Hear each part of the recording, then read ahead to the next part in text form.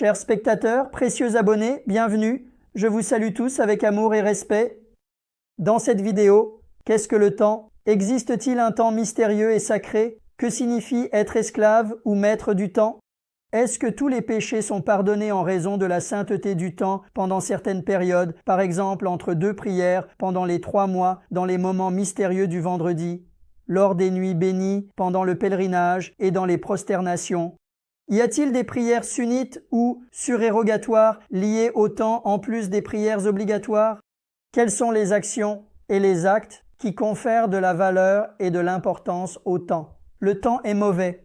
Nous sommes venus à une époque difficile et nous aborderons des sujets similaires ensemble.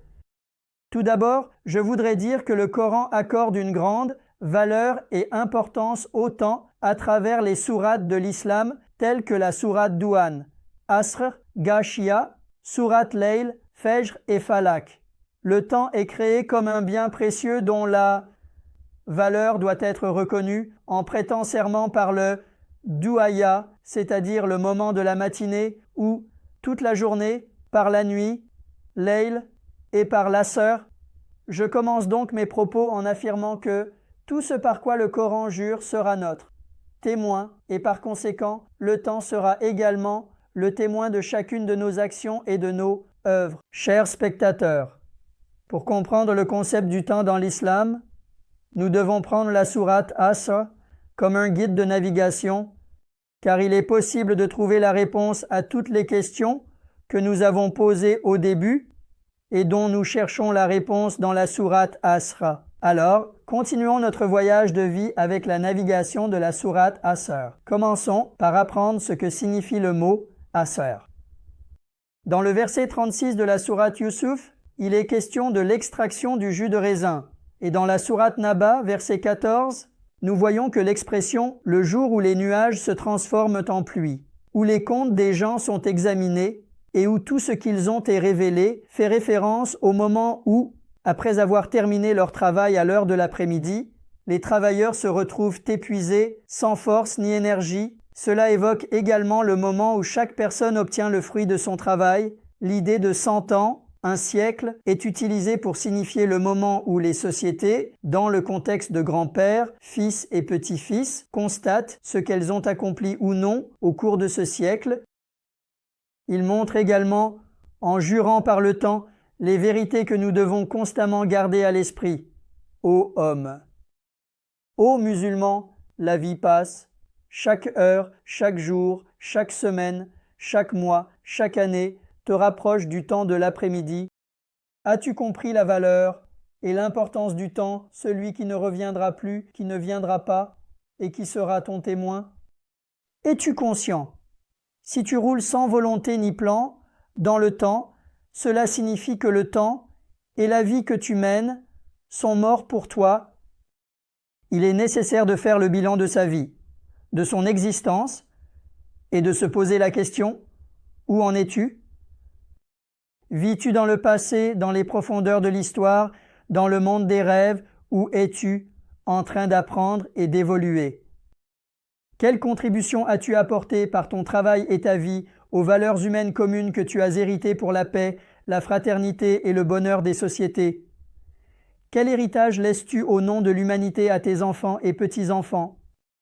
Ou bien es-tu en train de te vanter, avec fierté et arrogance, des actions de tes pères et de tes grands-pères, rendant ainsi le présent et l'avenir invivables? Cela nous rappelle.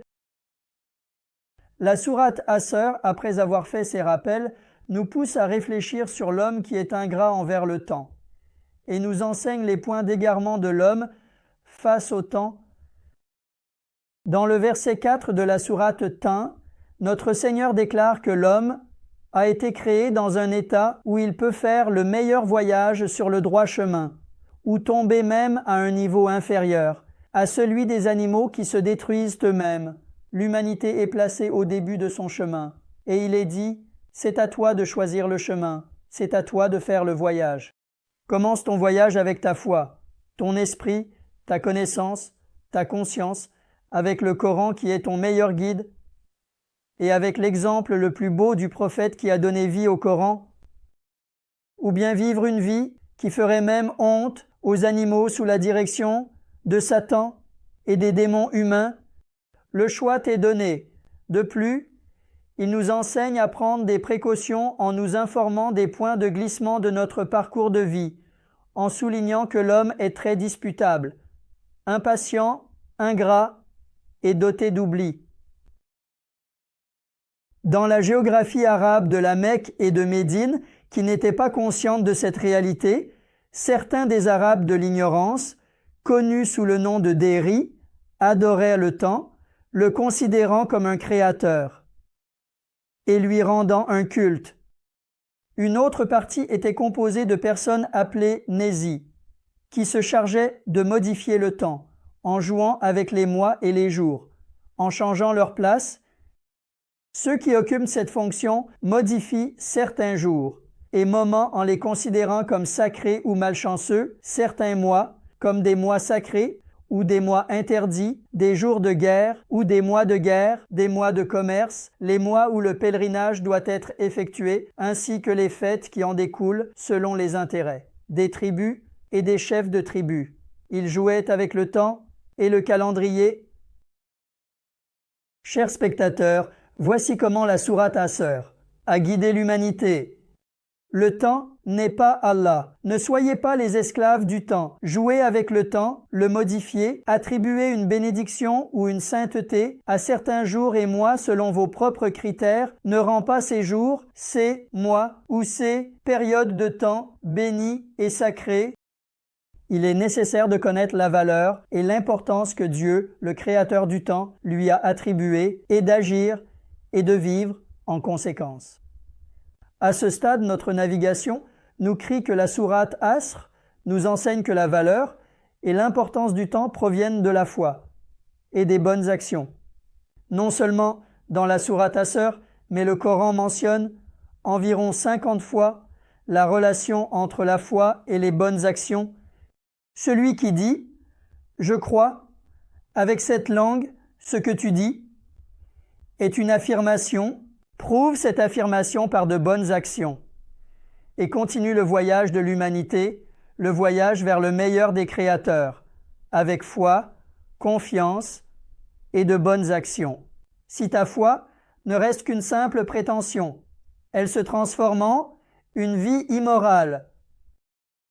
Ta navigation te transforme en un monstre, plus bas que des animaux prédateurs. En montrant continuellement un chemin d'athéisme, d'immoralité et d'absence de principe. Ces constatations ne sont pas les miennes. C'est une constatation à la fois de la sourate Tin et du verset 93 de la sourate Baqara. Dans le verset 93 de la sourate Baqara, notre Seigneur dit « Dis, quelle grande méchanceté votre foi vous ordonne-t-elle » Cela enseigne combien la religiosité, l'absence de preuves, le manque de vérification, l'ignorance, certaines traditions et coutumes acceptées comme religion peuvent causer de grands dommages à l'humanité et à l'islam. Alors, examinons ensemble ce qu'est l'œuvre pieuse qui donnera de la valeur et du prix à notre temps, prouvera notre foi et nous conduira au paradis. Le Coran fait une distinction entre les bonnes actions et les œuvres pieuses. Il définit les bonnes actions comme des actes d'adoration et toute forme de devoir de servitude, et il les considère comme une communication entre les individus et Allah. Et tandis que la récompense des bonnes actions est exprimée dans le Coran, notamment au verset 160 de la sourate Al-An'am, et dans des versets similaires, la récompense des actions vertueuses est mentionnée au verset 124 de la sourate An-Nisa, comme étant le paradis, et au verset 9 de la sourate Al-Isra, comme une récompense immense, ainsi qu'au verset 6 de la sourate At-Tin. Le verset est une bénédiction ininterrompue. La sourate Burus 11 parle du paradis et la sourate Kaïf 46. Ce qui demeure est meilleur et a une plus grande récompense auprès de votre Seigneur en termes d'espérance. Sourate Marie 76. Le bénéfice et la récompense sont supérieurs. Dans le verset 70 de la sourate Furqan et le verset 7 de la sourate Bayyin, ils sont exprimés comme étant les meilleurs, des êtres vivants. Disons également que le terme Sali Amel, dont j'ai seulement donné des exemples, est utilisé dans le Coran, environ 50 fois dans ce sens. Les caractéristiques des bonnes actions, mes chers spectateurs, ne se limitent pas à apporter le paradis et la récompense éternelle à l'individu, mais elles sont également destinées à ne pas corrompre les autres et la société, mais plutôt à les réformer. Cela ne doit pas être épuisant, mais renouvelant, pas malade, mais guérissant, pas guerrier, mais pacificateur, pas régressif, mais progressif, pas laid, mais embellissant. Après avoir clairement établi, avec des preuves, que les bonnes actions confèrent de la valeur et de l'importance au temps, nous avons compris qu'il n'y a pas de sainteté, de bénédiction ou de secret inhérent au temps lui-même. Tout comme une boîte à bijoux, peu importe à quel point elle est ornée, belle ou artistique, tire sa valeur des diamants, de l'or, des perles, du corail, de l'argent, des rubis et d'autres joyaux qu'elle contient, un simple enveloppe n'a pas de valeur ni d'importance tant que la valeur et l'importance de la lettre ou du message qu'elle contient ne lui sont pas attribués. Tout comme, dans les exemples, le temps est comme une enveloppe et une boîte qui englobe toute la vie et qui a un témoignage. Il acquiert de la valeur et de l'importance par les bonnes actions qui y sont réalisées. Ne perdons jamais de vue ce point très important. Mais il existe une autre valeur que notre navigation, qui donne de la valeur au temps, indique sur le chemin. C'est aussi une recommandation de la vérité. Une signification de la recommandation de la vérité se trouve dans la sourate Isra. Ce que le verset exprime, c'est que le faux, c'est-à-dire ce qui est sans fondement, qui ne correspond pas à la vérité, qui repose sur des superstitions, des coutumes et des traditions, et qui ne tire pas sa preuve de la révélation, est opposé à la vérité. C'est-à-dire que la vérité, qui repose sur la révélation, qui a une source divine, est islamique. Dans le verset 81 de la sourate Isra, il est exprimé que la vérité est venue et que le faux a disparu, s'est évanoui. Il ne fait aucun doute que le faux est voué à disparaître. Ce verset nous l'exprime. Une autre signification de la vérité est celle qui est exprimée dans le verset 69 de la sourate Zumar, où la vérité est opposée à l'injustice. Dans le verset 69 de la sourate Zumar, notre Seigneur déclare « Quand ce jour du jugement, le registre des actions sera présenté, les prophètes seront appelés comme témoins, et la justice sera rendue entre eux, sans qu'aucune injustice ne leur soit faite. Chaque personne mérite de vivre une vie dotée de dignité et de principes de justice. Une autre signification du droit est ce droit connu que toi, moi et tout le monde connaît et que nous appelons le droit de pardonner. La condition pour remplir ce droit, la condition pour notre réconciliation, doit être de payer les dettes, de donner la pleine mesure de la récompense pour le travail fourni et de rendre ce qui est dû dans son intégralité. Ce n'est pas une question de parole, de discours ou de promesse. Si le droit du titulaire a été acquitté, alors c'est un droit qui a trouvé sa place. Il est vrai que la proclamation des prophètes, leurs discours et la révélation qui est la seule vérité ont été annoncés avec clarté et sans se soucier des obstacles que pourraient poser les opposants. Aujourd'hui, la tâche du musulman est d'accomplir cette mission qu'il a héritée des prophètes en la réalisant selon la vérité. Il y a bien sûr un prix à payer, une conséquence pour dire la vérité, car la vérité peut mettre certaines personnes et autorités en colère comme un taureau voyant du rouge, car les religions reposent sur des superstitions, des récits, des coutumes et des inventions, car la justice est un commandement de Dieu qui met fin à leur pouvoir et à leur source de revenus, car l'homme, en tant qu'être humain, est le serviteur et l'interlocuteur d'Allah. Certaines personnes et certains pouvoirs croient que seuls eux-mêmes, leurs familles, leurs alliés, leurs partenaires, leurs partis, ainsi que ceux de leur secte, de leur ordre ou de leur communauté, sont justes et que le droit leur appartient, et croire que le paradis, ainsi que toutes les ressources de ce monde n'appartiennent qu'à eux-mêmes et à ceux qui leur ressemblent est une affirmation toxique et ils sont de ce fait des personnes nuisibles pour la société. Chers spectateurs, lorsque notre voyage de vie est aussi dangereux, la sourate Asr du Coran recommande à l'homme qui a la foi, qui accomplit de bonnes actions et qui conseille la vérité, de faire preuve de patience. Le sens de la recommandation de la patience est d'être prêt, sois déterminé, prends tes précautions, car tous les politiques, religieux et fanatiques te considéreront, ainsi que même leur mort, comme appropriés à toutes sortes de blasphèmes, y compris la calomnie, le mensonge, l'exclusion, et ils te déclareront apostate, renégat, hérétique, et ils envisageront l'exil, l'emprisonnement, voire la mort pour toi. Ils t'attaqueront avec haine et ressentiment. Ils vont les déclarer les plus grands traîtres. Même comme l'ont dit le Pharaon et les notables des Arabes de l'ignorance, ceux qui prétendent recevoir des révélations de Dieu, qui calomnient notre religion et vous égarent de notre foi, diront la même chose à ceux qui exposent la vérité et la réalité avec les preuves du Coran. Comme les prophètes ont dit de protéger votre religion, ils diront de ne pas écouter, de ne pas lire, de ne pas faire lire. Ils fermeront leurs yeux, leurs oreilles, leur cœur, et leurs esprits, même ceux qui sont les plus proches d'eux le feront.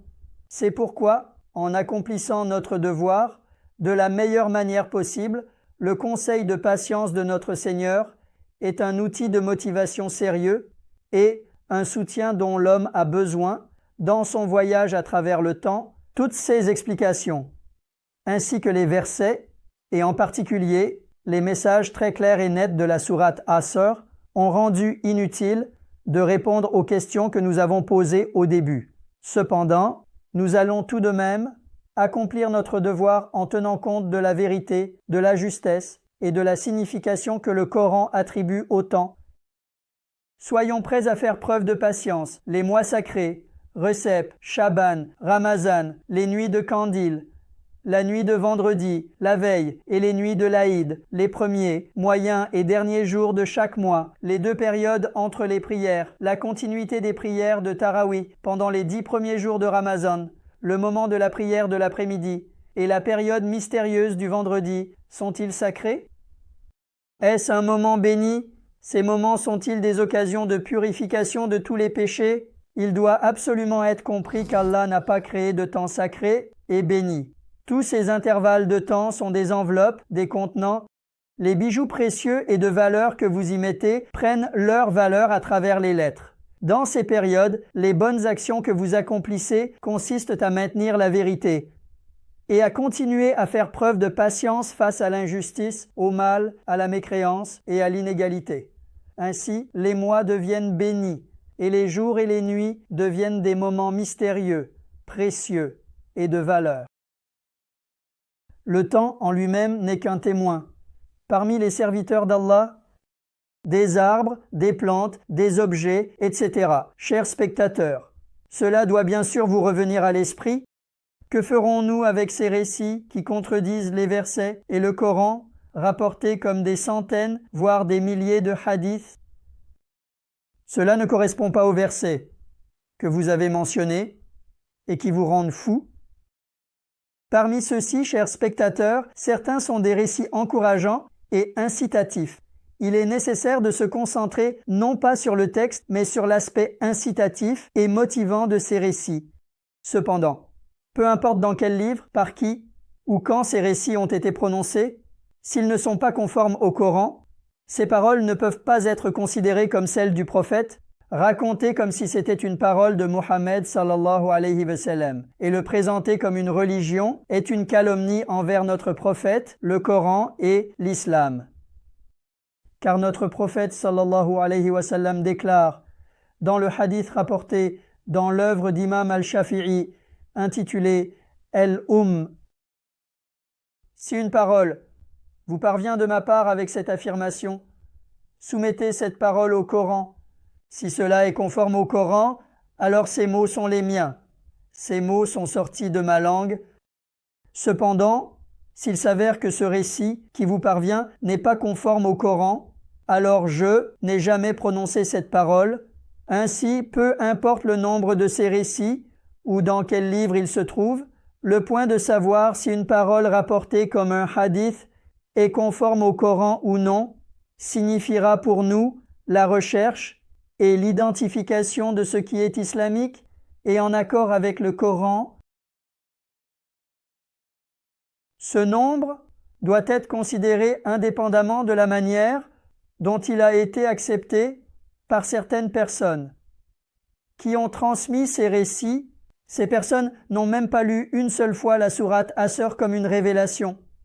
Elles l'ont seulement récité des milliers de fois, en tant que zamousra après les prières. Ce sont des profiteurs, des opportunistes, des personnes dépourvues d'efforts, des charlatans religieux qui tentent de déclarer la guerre au Coran, au verset, avec des balles de hadith, les accusations contre le prophète et le Coran, ainsi que les nombreuses inventions, superstitions et les croyances des adorateurs du temps, des matérialistes et des générations qui ajustent le temps à leurs propres intérêts, sont des acceptations des religieux immoraux qui tirent profit de la religion, des charlatans et des amulettiers ou qui maintiennent leur pouvoir politique grâce à ces récits inventés en utilisant les mots « Inch'Allah » et « Masha'Allah ». Tu commettras l'injustice et la tyrannie, tu priveras les gens de leurs droits, de leurs efforts, de leur pain et de leur profession. Tu vas déclarer les gens coupables avec des accusations fabriquées et des preuves, et tu t'empareras de leurs biens et de leurs possessions. Tu vas remplir les prisons avec tous ceux qui s'opposent à ton pouvoir politique sans leur donner de soutien, et même dans leur maladie mortelle, tu les priveras de leur droit à la santé et les abandonneras à la mort. Tu verras Anne et ses enfants mourir dans une fosse comme les compagnons du Tut. Tu diras que c'était leur destin, comme celui de Pharaon et de Yazid. Tu partageras le droit de l'orphelin et du démuni avec ceux qui te sont proches, tout en considérant comme licite toute forme d'appropriation injuste. Ensuite, les mois et jours bénis seront ton sauveur et ton purificateur. Tu vas manger de l'argent public et privé pendant 20, 30, 40 ans, sans savoir ce qui est licite ou illicite, puis tu iras en pèlerinage. Tu seras pardonné, ou, lorsque tu mourras, les gens diront près de ton cercueil qu'ils savaient bien et qu'ils te pardonnent, et tu te croiras sauvé, n'est-ce pas? Est-ce vraiment cela? Je ne sais pas à quelle religion vous croyez, mais la religion islamique, en laquelle je crois, ne reconnaît pas les religieux, profiteurs, exploitants, cruels, fainéants, ennemis du pain et du travail, ainsi que leur pouvoir politique. À tous les détenteurs de pouvoir à tous les niveaux dans le monde islamique, je dis aux dirigeants, n'oubliez pas qu'il y a une vie après la mort. Il y a la présence d'Allah. Dans le témoignage du temps, il y a des actions et un registre des actions. Il y a le témoignage des témoins. Il y a un compte. Celui qui commet ne serait-ce qu'un grain de mal le verra. Il y a l'enfer. Il y a le feu. Les bonnes actions mènent à la vérité, et il y a un paradis pour ceux qui persistent sur le droit chemin, chers spectateurs. Si vous avez aimé notre vidéo et pensez qu'elle contient des informations utiles, n'oubliez pas de vous abonner à notre chaîne, d'activer vos notifications et de partager nos vidéos avec vos proches. Je souhaite et j'espère, ô mon Seigneur, que tu nous fasses parmi ceux qui sont des serviteurs du temps, des esclaves de son cours, au lieu d'être parmi ceux qui se laissent emporter par ce qu'il fait et désire. Fais que nous soyons parmi ceux qui montrent la résistance à tenir et à élever la vérité par des œuvres pieuses. Je souhaite et j'espère que votre navigation dans le voyage de la vie vous montre toujours la vérité. Que l'amour ne manque jamais dans votre cœur et le sourire sur votre visage durant votre voyage dans le temps. Que tout soit en accord avec votre cœur. Que Dieu vous garde